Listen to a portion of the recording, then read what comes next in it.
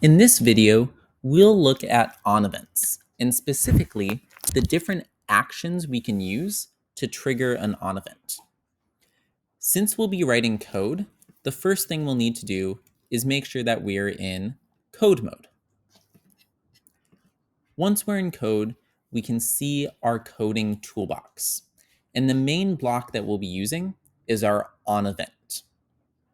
I've already written 2 different onEvent statements, and then we'll write a third one together. The first part of this onEvent statement is the UI element that you're responding to. So in this situation, I want to react when the user does something with my search button. So that's the first dropdown that I've used. The second dropdown is the one we're focusing on for this video. That is the action that the user is taking.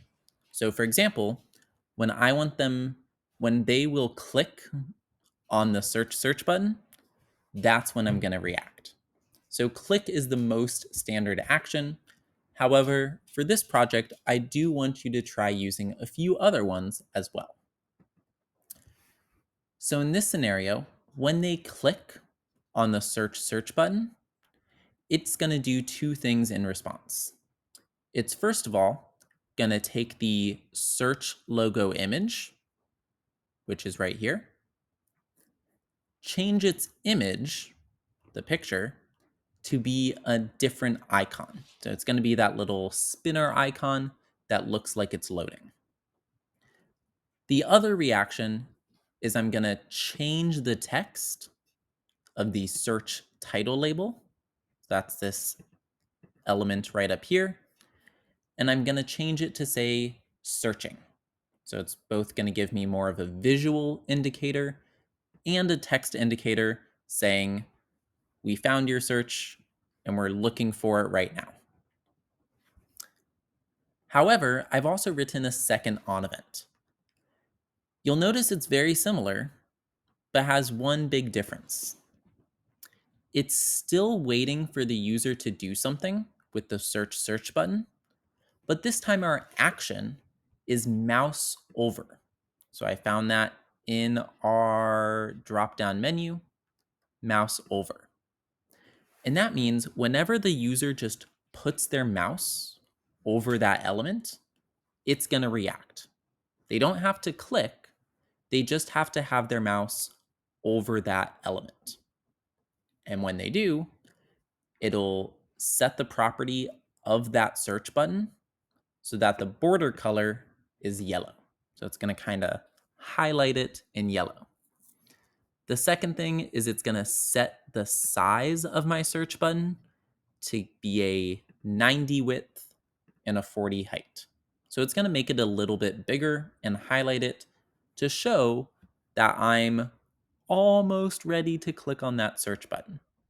So let's run our program and just see those 2 onEvents in action. Here I'm going to mouse over it. And boom, we can immediately see it get a little bigger and highlight in yellow. When I click on it, we can also see the logo and the title label change on the screen. So far, both of those onEvents are working and responding to 2 different actions. Now we're going to do a third one together. Basically, I like how it highlights when I mouse over it, but I also want it to unhighlight when I move away. So I'm going to copy this onEvent block. And this time I'm going to switch my action from mouse over to mouse out. Okay, so that means when my mouse is no longer on top of that button. In this case, I'm going to reset my border color to a nice simple black. And I'm going to reset the size to the original 80 by 30 and make it smaller again. Now let's see how this has changed our program. I mouse over, gets bigger. I mouse out, and it shrinks back to its original size. Mouse over, mouse out, mouse over, mouse out, and a little click.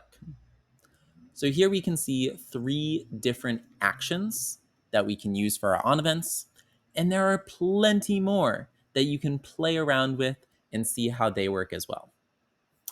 Enjoy!